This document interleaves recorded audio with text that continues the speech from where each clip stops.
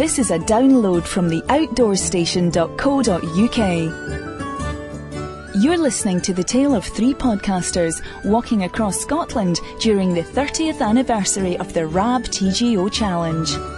Part 6. This podcast is just one from a special series produced from a wealth of recordings made in May 2009 during the 30th anniversary of the RAB TGO Challenge. Recording the event were Andy Howell, Shirley Worrell and me, Bob Cartwright. We were just three of the 360 or so challengers who were walking the unsupported 200 miles from the west to the east coast of Scotland. This was the 30th year of the event, sponsored by RAB and, of course, TGO magazine, who have been behind the challenge ever since its inception in 1980. The framework and principle is totally unique. It isn't a race or competition of any kind. The objective is to foster good fellowship amongst walkers within the framework of a challenging 200-mile expedition. This is a backpacking trip, and everyone carries what they need for the duration, picking up the occasional food parcel along the way. The start consists of a series of sign-out locations on the west coast, anywhere from Torridon in the north down to Ardrishaig in the south. Each challenger, solo, couple or group makes their way via a high route, a low route or the mixture of the two across Scotland to finish anywhere between Arbroath and Fraserburgh on the east coast.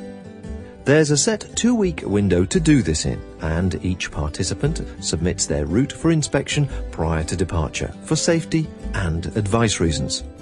The places are normally limited to 300. However, on this 30th anniversary, this was increased to 360. Details about the future events, entry forms, past stories and photographs can be found in the October issue of TGO magazine. Plus, in recent years, there's an ever-growing online library of podcasts, diaries and blogs from numerous challengers dotted around the web. Each participant makes the challenge as easy or as hard as they wish. The extremes can be a remote high route, carrying everything you need, navigating your way across wild country, taking in the magic vista which only Scotland can offer, and not seeing another soul for days on end. Or a route taking in the many social meeting places, not camping at all, and using established warm, dry accommodation all the way. Most people do a mixture of the two in different forms, depending on the ever-changing conditions an event like this can throw at you. On this 30th anniversary, 3 of us took audio recorders with us to share our experiences, and those of others we met along the way. Rose and I started from Oban, Andy Howell and his partner Kate from Torridon, and for the first time this year, Shirley Worrell was to give us a solo female perspective, also starting from Torridon. We were all aiming for different finish points on the east coast via completely different routes. And so this is our story.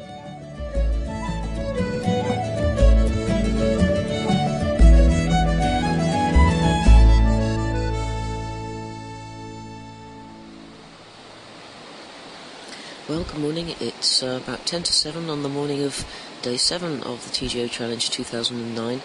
And I'm sitting in my tent at the Coylumbridge Campsite, not very far from Avonmore. I have to say that this is one of the nicest campsites I've ever been to, and that the toilet facilities and the washrooms and stuff are nicer than every other set of washrooms I've ever found on a campsite by a factor of about 10,796. They're absolutely fantastic. Can hardly wait to get back over there and have another little shower this morning. Anyway, I had a good night last night. There's a bar at the local pub, and I went over there yesterday after putting up the tent with some of the other people. Colin's still around, and Kate and Andy. And we went over there and chatted. We saw John Manning later on, had a few beers and then a few more. And in fact, it was, I think it was about 1 o'clock in the morning by the time the last of us crept back to our tents in the small hours.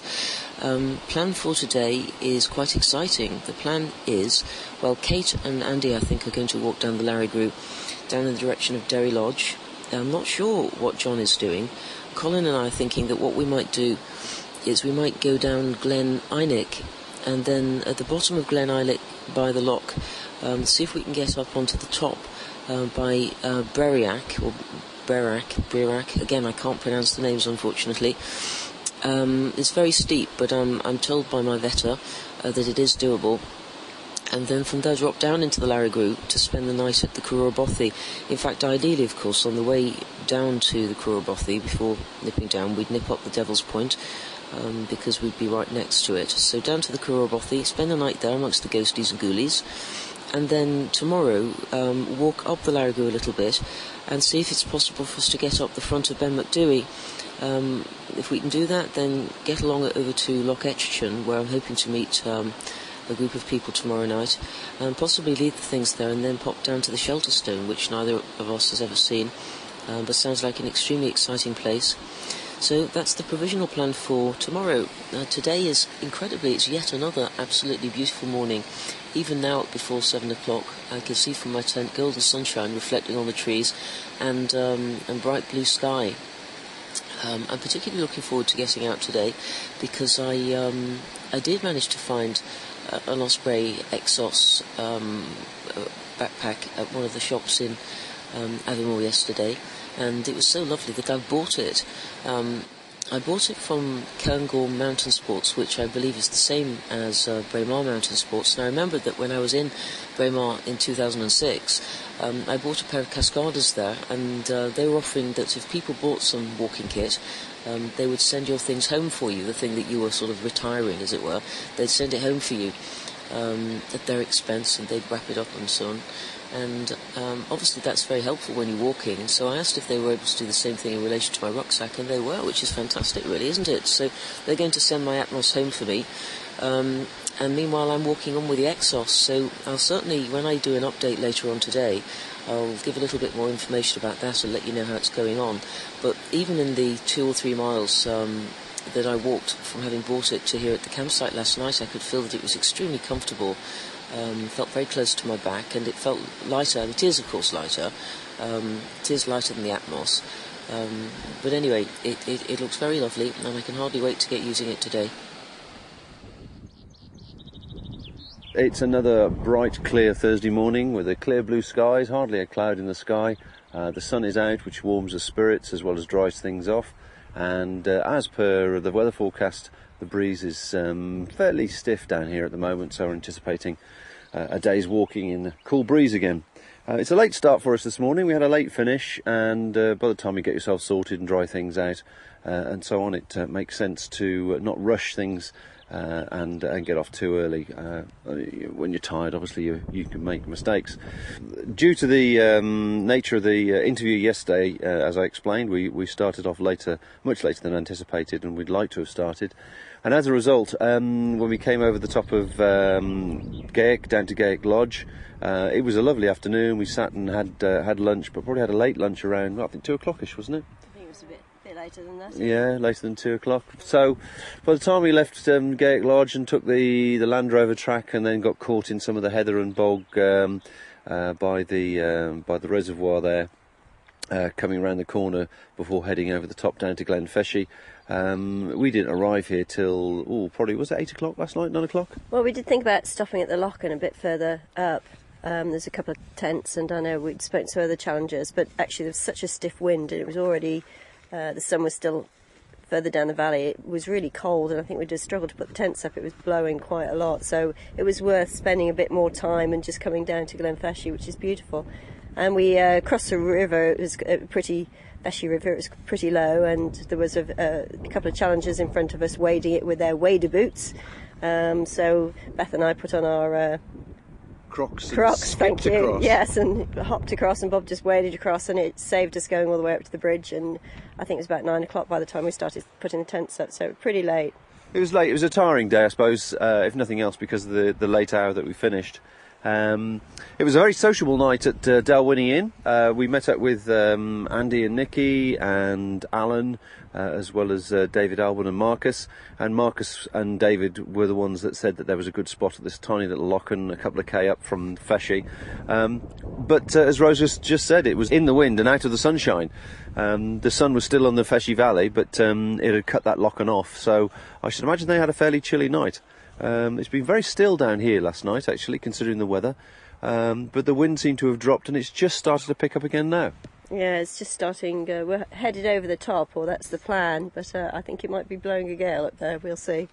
Yeah, so today's over the top of the Cairngorm Plateau to the north end of the Lairig Ghru, and then we'll drop down to the Cairngorm footbridge and hopefully find the sort of generally accepted camping spot down there, which is very, very comfortable. And then the following day, we're hoping to head over to Ben Macdui and down to Loch Ettichin to meet up with some friends. So spirits-wise, I suppose we're probably running on about 60% of enthusiasm at the moment. In all fairness, we've all had our short tempers and touchy moments, and getting frustrated with the pack and things not being packed where they should be, or suddenly finding you need something which is at the bottom of the pack and then having to unpack it all again. So I think once we get exercised and start moving again, we'll probably all calm down and regain our enthusiasm. But thankfully, the weather's on our side. If it had been miserable weather, I think our enthusiasm would have waned even more. But there was a couple of people here at the bothy last night. There was Bo we met on the way over. I think it was Bo Campbell, his surname. And then we met two sort of semi-friends of ours, Merv and Bill, who were camping outside the bothy.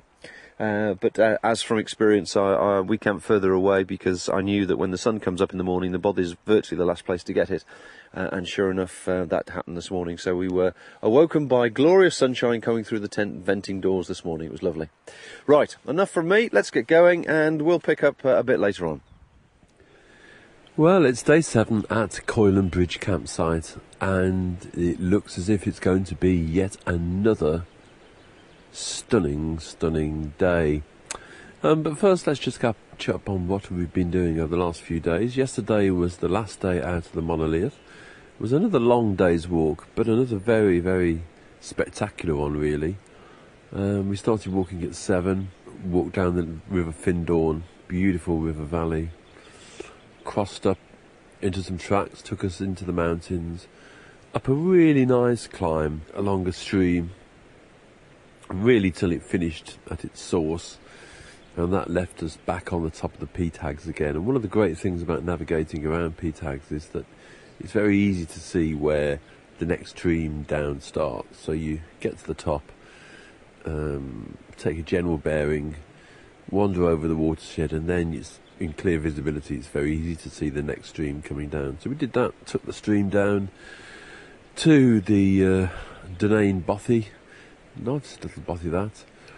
And from there it was a walk for a few kilometres or so along the river to the Burma Road.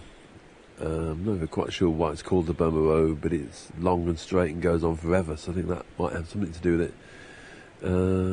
Long climbing road that takes you up over another ridge and down into Aviemore. By this stage on the challenge, Aviemore looks like something of a metropolis. But another good day's walking, and the end of the monolith, which is very saddening really, because it was a very, very spectacular kind of place. Kate, what are your memories of the monolith? Oh, it was beautiful up there. There was so much wildlife, loads of, particularly yesterday, we saw even more mountain hares when we were walking along by the river. Some of them really quite close up, and lots of, because we were by the river, lots of birds, and, you know, really felt like a wilderness, and felt like with such beautiful weather it really was the point of the challenge, or that's how it felt to me anyway. First thing in the morning yesterday, we wandered down from our camp spot, and we saw in the distance a lovely flat grassy area just in front of the river. and we thought what looked like hundreds and hundreds of deer, and then we thought, no, maybe it's something else, but actually they were hundreds of deer. Never quite seen so many in one place before. It's an area of shooting lodges, and you can see the little grouse boxes where shooters come up and camp from. Indeed, at the name Bothy, we opened the Bothy book to find the usual comments from walkers, but also comments from people who'd celebrated birthdays by popping up the track and shooting a few brace of grouse and barbecuing them for their tea. Different kind of lifestyle up here in the mountains. Anyway, we have the Laird to thank for that wonderful bothy where we had our lunch. The monolith is, of course, a giant peat bog, and I think we've been very lucky. Although we had a lot of rain in the west when we started, the sun has been so strong the last few days, it was actually pretty dry. Been much more of a slog, much less pleasant, I guess, in really, really bad weather, but it's definitely a place I want to go to again. Now, we're looking at planning today. Coylumbridge is just outside of Aviemore. It's a lovely, lovely campsite here. I think it's got one of the best toilet blocks we've found. Oh, I was thinking about moving into the toilet blocks. They're so spacious and gracious. It's really nice. Really nice big shower cubicles with lots of space. So that problem that always seems to happen on campsites where there's not quite enough room for your clean clothes and your old clothes and everything gets a bit wet. In these spacious and sumptuous shower cubicles, you can manage everything and keep everything dry, and it's all really nice. Really, really nice campsite, this. Yes, I don't know why other people don't use the same design principle. I mention this because a lot of people stay in Aviemore. Coylumbridge is just, I don't know, another 20 minutes, 25 minutes or so trek down the road, and it's a reasonably flat road. It's not particularly punishing even at the end of a long day. And it's a lovely, lovely setting. It's the Rothiemurcus Forest campsite. And there's a lovely little island in between the river and a tributary stream, which we are camped in. We're camped amongst pine trees. It's a really stunning setting, and it's also set you up nicely for a day over the Lairig Ghru Pass, or these days to walk on to Glenmore. There's a new bike track being hacked out here, and I think it's probably about 3.5 miles or something like that from here to Glenmore. So one of our plans was to get up reasonably early here today and walk to Glenmore and have breakfast in the lovely cafe there. But the weather's so good, I think today we've decided to go over the Lairig Ghru. Kate's not been over it before, and I've not seen it in good weather, so it'd be good to have a little look at that. So Coylumbridge Campsite is another good place to stay. Now, who have we seen? Well, yesterday morning we camped. We left our little camp spot, and 3 campers, including John Manning, travel writer and ex-TGO deputy editor. We left him in the morning, wandered on to Aviemore, where we found Colin Ibbotson and Shirley, who'd managed to buy her new pack, as she was threatening to do, in Aviemore. And then in the evening, Colin, Shirley, Kate, myself and John Manning had a nice evening in the Woodshed Bar at the Hilton Hotel. Now, the Hilton Hotel seems a bit daunting, but it has this kind of separate kind of wooden chalet annex things for smelly walkers. It's quite comfortable. And we sat in there. Oh, as I speak, a little red squirrel has just run past the tent and climbing. Look, there he is. See him? Oh, just straight in front of me. Oh, he's climbing so up the tree. lovely. Oh, look at that. And another one. 2 little red squirrels. Looking at us. Oh, fantastic. Wildlife show. The wildlife really has been the star of this challenge, I think, for us. Oh, yes, he's having a good look at us. Yep, he's having a good little look there. Wondering if we're going to leave him any of our breakfast for him to have. Well, if you like porridge, you're welcome to it, mate. I tell you, I'm sick to death of the stuff after so many days of it. Anyway, the Woodshed Bar is quite a nice place. So really, Coylumbridge is a very comfortable campsite, good facilities, somewhere you can have a good drink nearby. Although the food was a bit dodgy. We thought they served light meals, but that just means nachos and horrible sauces. Anyhow, so this is a good place, and today I think we're going to stumble over the Lairig Ghru, dance over the boulder field at the top, and, I don't know, head for Derry Lodge, somewhere down the bottom, which will mean up early tomorrow morning, a quick stroll into Braemar, and breakfast. Hey, breakfast in Braemar and a day off, and the Fife Arms and all the merriment and jollity of Braemar. Some people on long distance walks, you can, fantasise about all kinds of things, but certainly at this stage in the challenge, an all-day breakfast seems a jolly good thing. Anyway, we'll leave you there, and we'll speak to you in Braemar.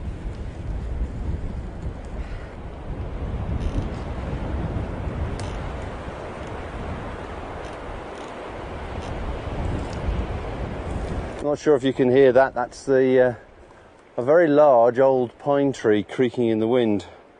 We've had a change of plans. We've got a third of the way up to the Cairngorm Plateau, and true to the weather forecast, the wind was much stronger than anticipated.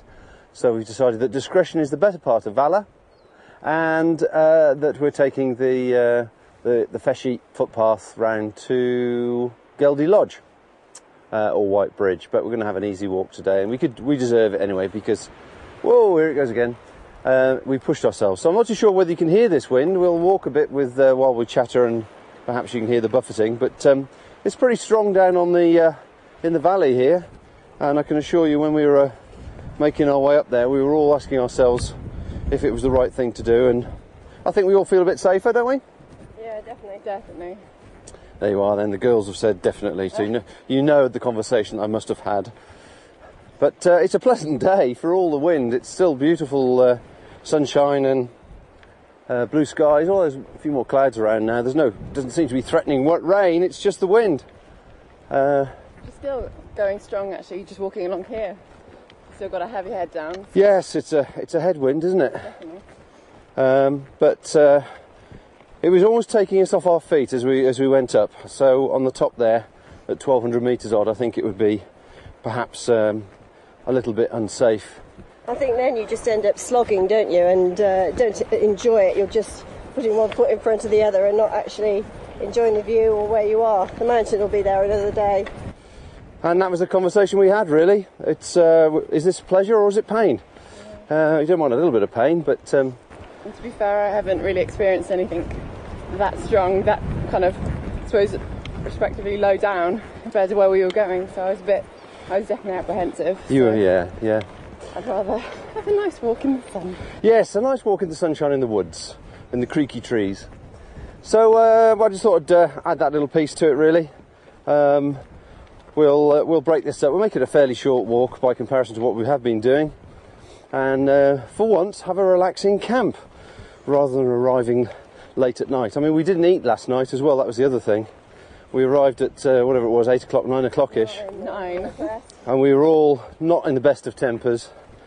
In a rush to get the tent up, although the weather was just a bit blustery. All we wanted to do was eat a few bars and get some sleep. But I think we could still do with a continued rest today, don't you think? Yeah, and time to do some cooking would be good. Yes, we've got some food that's been stuck in our pack for 2 days. We're desperate to eat. So, anyway, that brings you up to speed to where we are on Thursday at midday. It's about 12:40 in the early afternoon of day 6 of TGO Challenge 2009, and I'm walking with Colin Ibbotson up the path that leads from the end of Glen Feshie up towards Berwick. It's our intention, once we get up there, to walk along the ridge to the Devil's Point, and then so up the Devil's Point, back down the Devil's Point, and then drop down to Coylumbridge, which is where we intend to stay this evening. It's been an absolutely beautiful morning yet again. We've been so lucky with the weather. There's wind. You may be able to hear that there's more wind today than there was yesterday, and so we anticipate that it's likely to be pretty windy once we get on top. But it's just as bright and sunny and gorgeous as it's been for the last, 4 days now. There was a little bit of drama earlier on this morning when we stopped to sit down for 10 minutes or so, and then we walked on. And I reached for my camera to take a photograph, only to realise it wasn't there. So I ran back down the path. We'd been bound up in conversation, and so I thought we'd only gone a couple of 100 metres. But in the end, I don't know, I think maybe we'd gone almost a kilometre. Certainly it seemed a long way. I ran back to the point where we'd sat down. No camera was there. So I started making my way back along the path more carefully, and fortunately I found it. I keep it attached to one of the side straps on my pack with one of those little sort of novelty carabiners. And normally it's fine, but anyway, today obviously it fell off, so just a word to the wise, everybody, do be careful not to lose your camera, because when I thought I'd lost it, it was pretty devastating. Anyway, all turned out okay in the end. So, well, just arrived at a broad stream, so I'm probably going to finish this for now so I don't drop Bob's stinky little recording device into the water. I noticed there's a bit of old snow there, which is always exciting. We spot a little bit more further up. So I'll get across the stream, have a little bit of a poke in the snow, and then we'll carry on up. What time do you think we're likely to get to, if things go according to plan, up to Berwick? Berwick, how long do you think to get to the top? Colin's not sure how long it's going to take us to get to the top, so but we'll get up as quickly as we can. And if it's not too windy, we'll do another quick report from up there. Okay, so I hope challenge is going very well for everybody else, and I'll do another update later. Bye.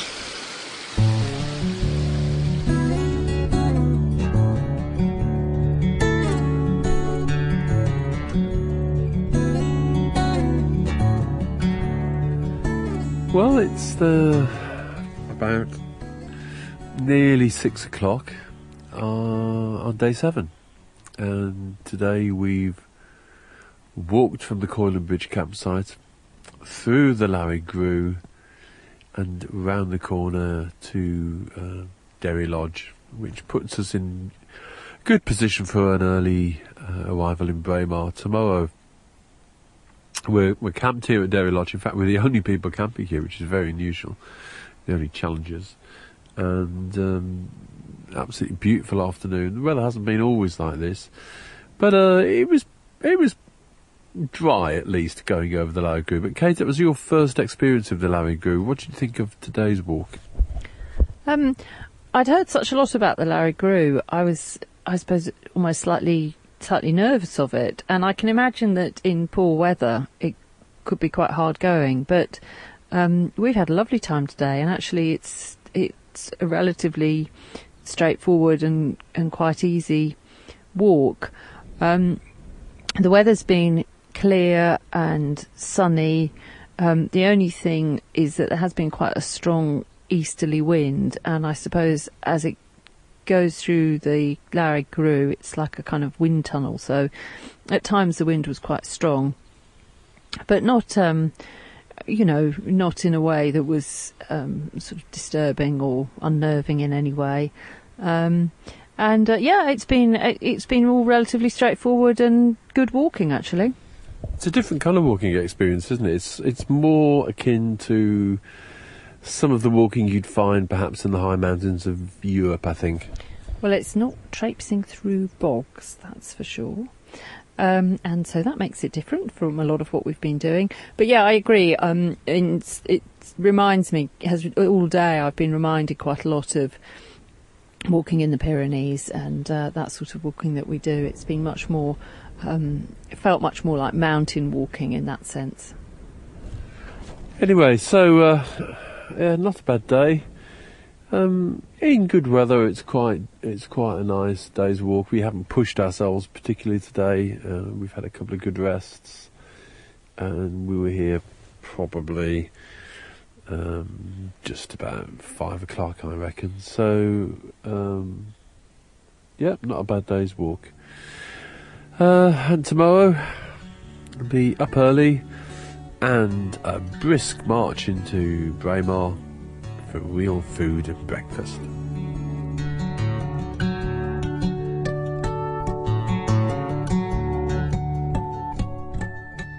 Well, as you heard there, Kate and I had a fantastic day walking through the Lairig Ghru on this year's challenge, but not everybody was so lucky. Those that followed us just a day behind encountered really strong winds and bitter, driving, freezing rain. Now, we have probably more emails about this stretch of Scottish walking route than any other here at the Outdoor Station, and particularly from those people who are planning their first TGO challenge. Is the Lairig Ghru something that you really want to build into a first crossing? So we thought we'd take a little look at the route and just try and point out some of the things that you really want to be looking for. Now, first of all, the Lairig Ghru is a very historic route. For millennia, it's been one of the major crossing points between Speyside and Deeside. It was a major drovers route, and also an important route for cattle raiders who stole legitimate drover stock and headed up into the mountains. And people reckon the last droves came through here in the late 1870s, and ever since then, us hikers and backpackers have more or less had the pass to ourselves. The walk starts from Coylumbridge up through the Rothiemurchus forest, Coylumbridge being just a mile or so out of Aviemore. Now, the walk up to the Lairig itself is not particularly dramatic. Indeed, the first part of it is through some stunningly beautiful Caledonian forest, and as the walk opens up, as you climb above the trees, you'll find yourself walking through something that's more reminiscent of alpine scenery, perhaps, than you will have seen in the northwest of Scotland. It's not a particularly steep walk. Indeed, on the challenge, you will have almost certainly tackled bits of walk that are steeper than this. But the Lairig owes its notoriety to two particular features. At the top, you'll be walking for a mile or so through a very pronounced boulder field. Again, if you've walked in the high mountains, you may well have come across this kind of thing before. But if you haven't, you do have to factor in a little bit of time here. These are big, steep boulders that you have to walk through for minutes at a time. And the paths do tend to lead you into the boulder fields in such a way as to connect with a path coming out. But you'll cross 3 or 4 of these, and they definitely make going slow. In bad weather, you might not think this is something you want to tackle. The second feature, which for my money is the worst feature of the Lairig Ghru, is the wind. Now, the Ghru is a V-shaped channel, very steep, and a natural wind tunnel. And in Scotland, where it can snow in every month of the year, a combination of wind and bad weather can be really a killer. So a mountain pass that can be wonderful one day can be pretty dangerous the next. That's why people are very insistent upon you planning a really good alternative poor weather route. And for most people, that's a walk down Glen Feshie to the west of the Lairig Ghru, perhaps stopping at the Rui Etchican Bothy there, before walking round to White Bridge, which is another famous camping spot, and into the Linn of Dee and the road section that makes its way to Braemar. The thing about these alternative routes is you kind of do have to make your decision quite early on. So if you find yourself in Aviemore or Kinusey or Newtonmore and the weather forecast is really poor, then don't hesitate, take the Glen Feshie alternative. It's worth pointing out that this isn't really an inferior alternative at all. Glen Feshie is a very beautiful glen in its lower measures, and as you climb high and walk around to the Dee, you'll certainly know you've been walking through poor weather there. If you do start the climb up to the Lairig from Coylumbridge and you feel you have to turn round, you'll maybe add another day onto your itinerary. It should be possible to walk through the forest and to get to the Bothy in Glen Feshie. But if you've allowed yourself a rest day in Braemar, you shouldn't have too much trouble, and you shouldn't eat into that too much.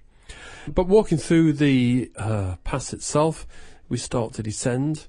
A very popular place to stop is the Curragh Bothy.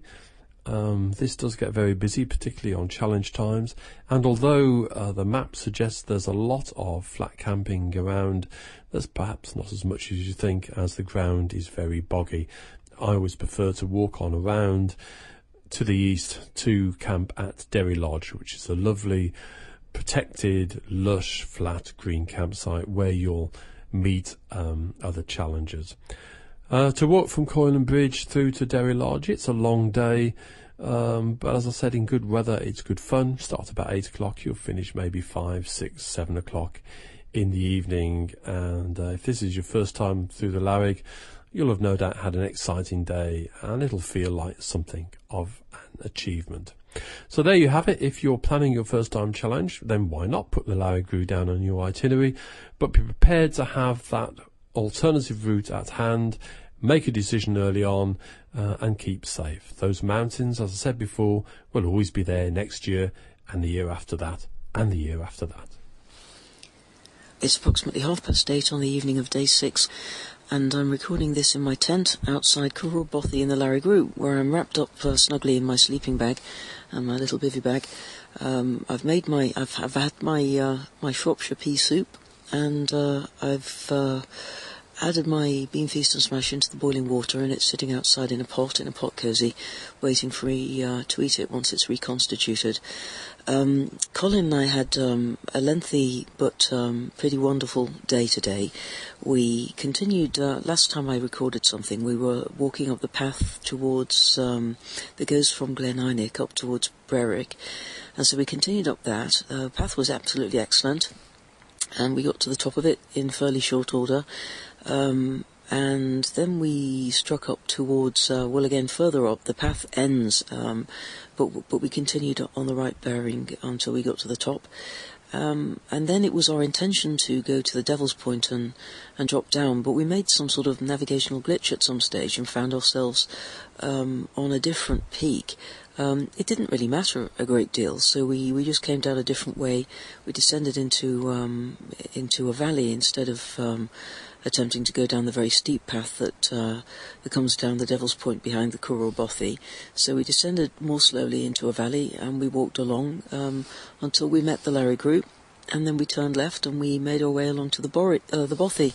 So anyway, Coylumbridge, I've read lots and lots about it, but I've never been here before. Turns out to be much smaller than I'd expected. When we arrived, John, who we met, in fact, several nights ago, come across John a couple of times, and indeed, I think, on the Challenge 2006, was already here in his tent outside, and in addition to that, there were 4 people inside. 2 of them are challengers, and 2 of them are not. Sadly, from my point of view, I think that probably means that there isn't space to sleep inside tonight, because there's really only room for 4 people. There's a sleeping platform which takes 2, and then there's the floor under the sleeping platform, which I suppose takes another 2. So anyway, not to worry. I'm very happy and cosy and snug here in my tent. Now, when I went into the Bothy, of course, I was immediately keen to see whether it, exhibited any sort of malign atmosphere, because I've read all sorts of interesting stories about people, hearing sort of, apparently sort of, ghostly people bashing on the door in the middle of the night and then going to let them in and finding that there's nobody there and no footprints in the snow. But it seemed a very benign atmosphere. It was warm, cosy, everybody in there was cheerful, so there was nothing that created the impression that it was in any way a peculiar place. Still, though, I do have hopes that I don't know. I'm not sure actually quite what it is I hope. I certainly don't hope to see a ghost in my tent in the middle of the night. But if I saw something in the far distance lurking around the stream, then perhaps that wouldn't be too terrifying. Anyway, not to worry. I will finish for now and go off and eat my bean feast and smash. If anything terribly exciting happens during the night, then no doubt I'll switch this on and update. But something tells me that it's much more likely that I'll drop off to sleep in about an hour and sleep through till about 6 a.m. Anyway, one way or another, I'll speak to you again soon. So it's good night from Shirley.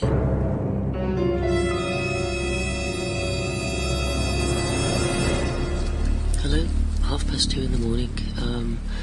I'm still in my tent outside the fabled Coylumbridge in the middle of the Lairig Ghru. I've just nipped out to answer the call of nature, and I'm able to report that I didn't spot any cowled figures lurking by the stream, and I haven't heard any ghostly figures bashing on the door of the Bothy, so I'm not sure whether to be disappointed or relieved. Anyway, I thought I'd take advantage of the opportunity to provide a quick update for Bob, and so that's what I've done, and now I think I'm going to read for a little while, maybe have a little piece of chocolate, then go back to sleep. Okay, good night for now.